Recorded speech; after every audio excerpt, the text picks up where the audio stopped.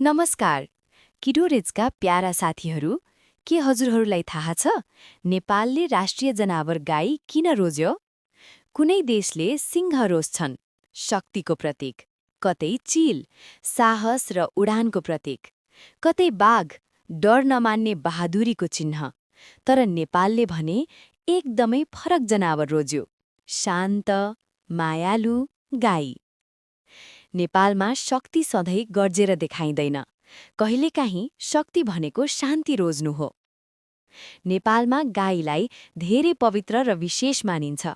हिन्दू धर्म मान्ने धेरै नेपालीका लागि गाई आमाको प्रतीक हो, माया, दया र करुणाको। गाई हजारौं वर्षदेखि नेपाली जीवनसँगै जोडिँदै आएको छ। गाउँ सहर र घर आँगनमा गाई केवल जनावर होइन, ऊ त परिवारको सदस्य हो। गाई किसानको सबैभन्दा राम्रो साथी हो। उसले हामीलाई दूध दिन्छ, गाईको गोबरबाट प्राकृतिक मल बन्छ जसले माटोलाई उर्वर बनाउँछ। नेपालमा गाईलाई आमा जस्तै मानिन्छ, किनकि उसले आफूले दुःख पाए पनि अरूलाई दिन्छ, गुनासो नगरी खुवाउँछ र माया बाँड्छ। तिहारमा गाई तिहार मनाइन्छ।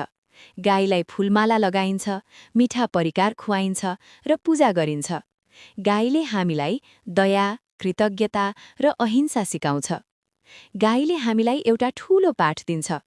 महानता सधैँ बलमा हुँदैन, महानता हुन्छ दिन सक्ने मनमा।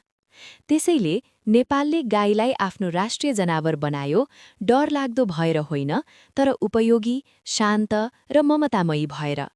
अब जब तपाईँ शान्तसँग हिँडिरहेको गाई देख्नुहुन्छ, सम्झनुहोस्, त्यो केवल गाई होइन, त्यो हामी सबै नेपालीको मन हो।